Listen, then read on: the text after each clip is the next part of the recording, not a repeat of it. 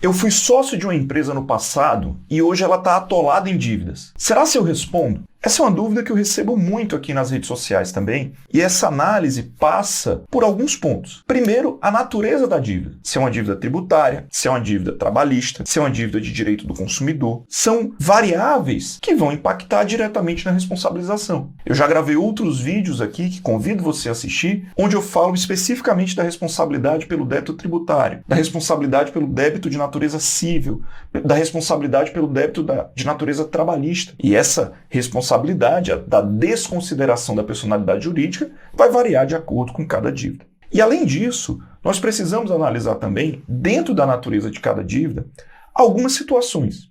A primeira delas é que o Tribunal Superior do Trabalho, o TST, ele diz, por exemplo, que o sócio vai responder apenas pelo débito trabalhista daquele trabalhador que ele se beneficiou da mão de obra.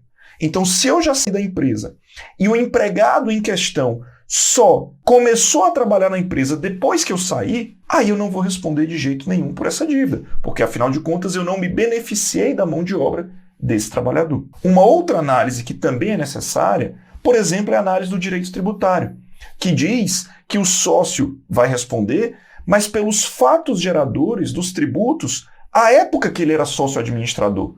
Então, eu não tenho como responder da mesma forma, na mesma lógica, na mesma discussão da área trabalhista, eu não tenho como responder pelos tributos cujos fatos geradores só ocorreram depois que eu já saí da empresa. Além disso, a gente precisa fazer uma outra análise, que é uma análise do Código Civil, especificamente no artigo 1032, que ele diz, atenção, a retirada, exclusão ou morte do sócio não o exime ou a seus herdeiros da responsabilidade pelas obrigações sociais anteriores, até 2 anos após a averbação da resolução da sociedade, nem nos 2 primeiros casos, pelas posteriores e em igual prazo, enquanto não se requerer a averbação.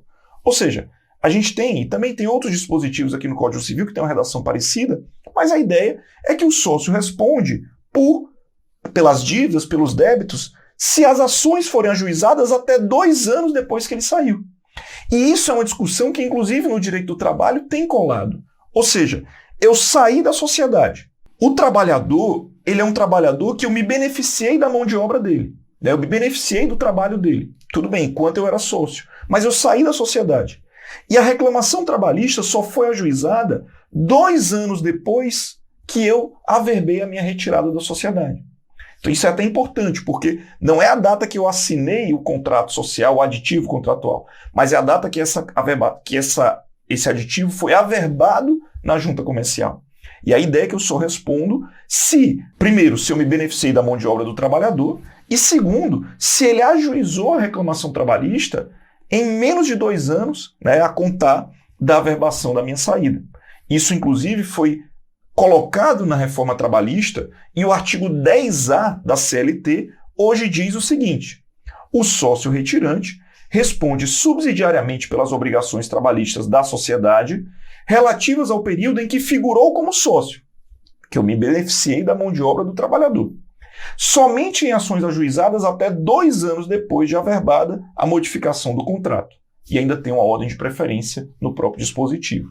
Ou seja, só pelas ações ajuizadas até 2 anos depois que eu saí do contrato. Então percebam que isso vai variar muito de acordo com a natureza da própria obrigação e também vai variar de acordo com a situação desse sócio, em que momento ele saiu, se ele se beneficiou da mão de obra ou não, se foi um débito tributário do momento em que o fato gerador ocorreu quando ele era sócio administrador. Isso tudo tem que ser analisado.